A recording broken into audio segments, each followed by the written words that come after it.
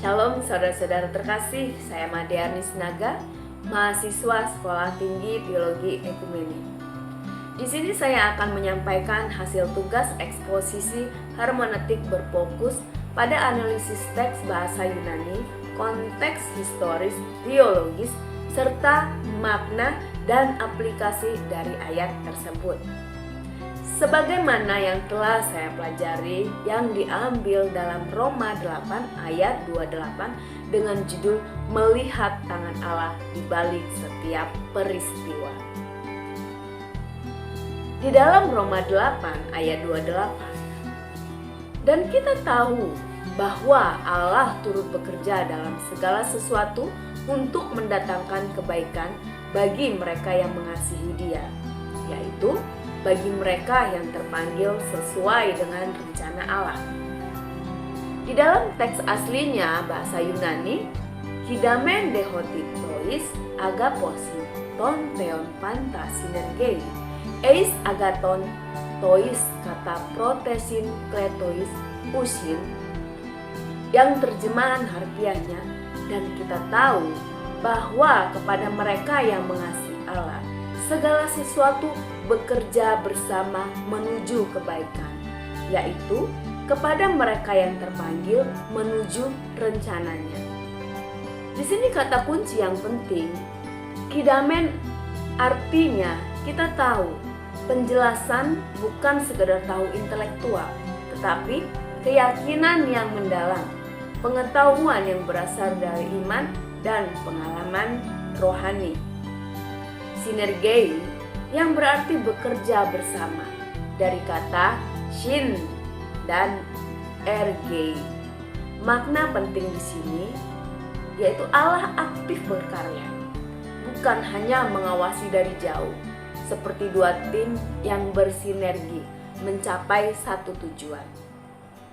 Panta yang berarti segala sesuatu, yang mencakup kejadian baik penderitaan, kegagalan, tidak ada pengecualian. Sedangkan eis agaton yang berarti menuju kebaikan. Kebaikan menurut Allah bukan selalu nyaman, mudah, tapi selalu membentuk kita menjadi seperti Kristus. Tois agaposin yang berarti bagi mereka yang mengasihi. Bentuk present tense, bukan sekedar pernah mengasihi, tetapi terus-menerus mengasihi dalam segala keadaan.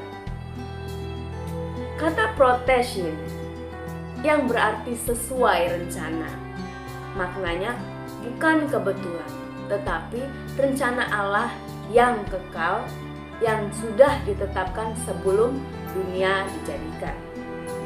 Adapun di sini terjemahan-terjemahan lain di dalam Roma 8 ayat 28, yaitu ada terjemahan literal standard version.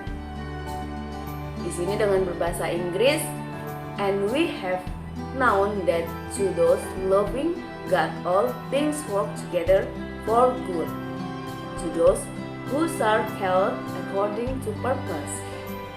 Yang artinya, dan kita tahu bahwa Allah turut bekerja dalam segala sesuatu untuk mendatangkan kebaikan bagi mereka yang mengasihi Dia, yang bagi mereka terpanggil sesuai dengan rencana Allah.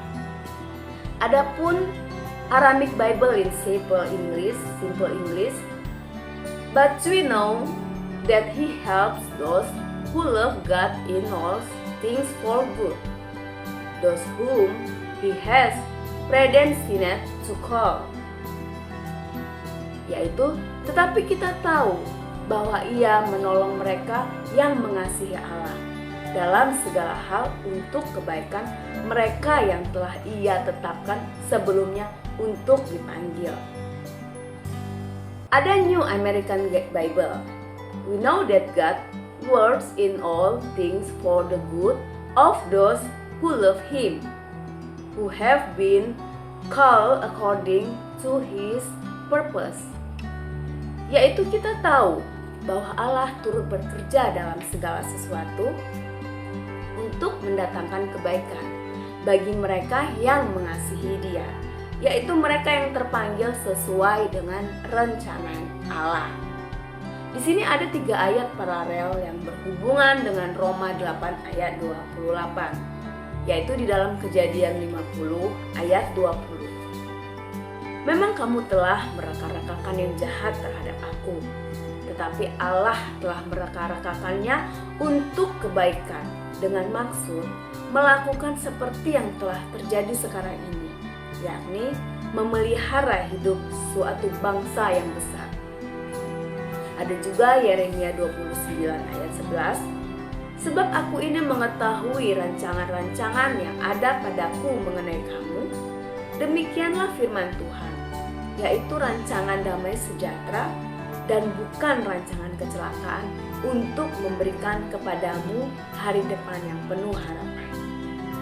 Di dalam Efesus 1 ayat 11, aku katakan di dalam Kristus, karena di dalam Dia kamu juga mendapat bagian yang telah dijanjikan. Kami yang dari semula ditentukan untuk menerima bagian itu sesuai dengan maksud Allah yang di dalam segala sesuatu bekerja menurut keputusan kehendaknya.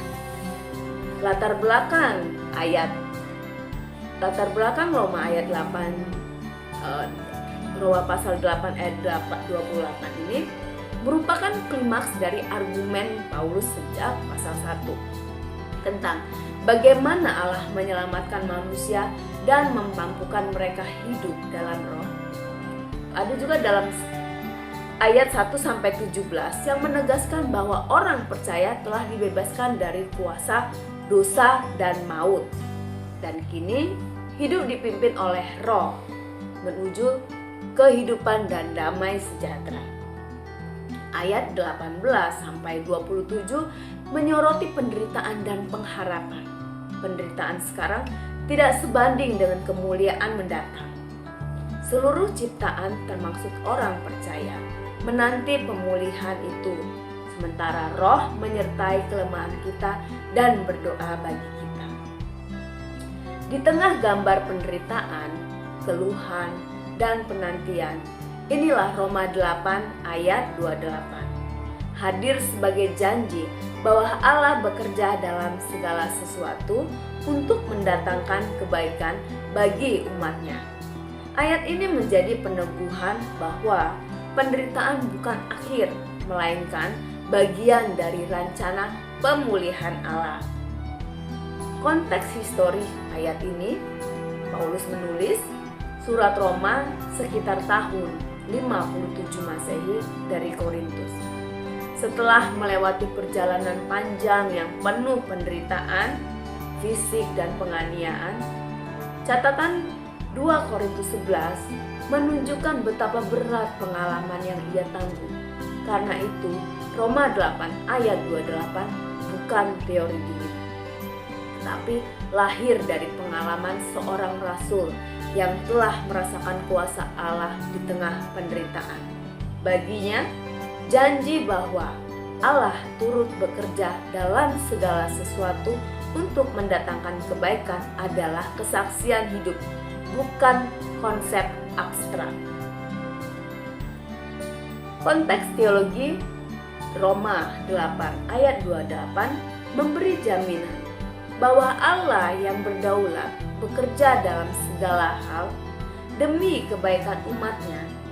Janji ini berdiri di atas kepastian keselamatan yang ia tetapkan di dalam ayat 29-30. Sehingga penderitaan bukan sia-sia, tetapi menjadi sarana pembentukan Kristus di dalam diri kita.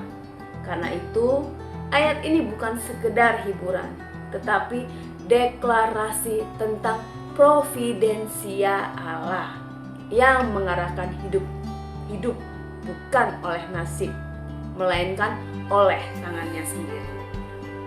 Di sini ada ilustrasi tentang Ayub yang kehilangan segalanya tanpa mengerti alasannya. Namun Allah memakai penderitaannya untuk memurnikan imannya dan akhirnya memulihkannya. Apa yang tampak hancur dipakai Allah untuk tujuan yang lebih baik. Adapun di sini kritik tekstual.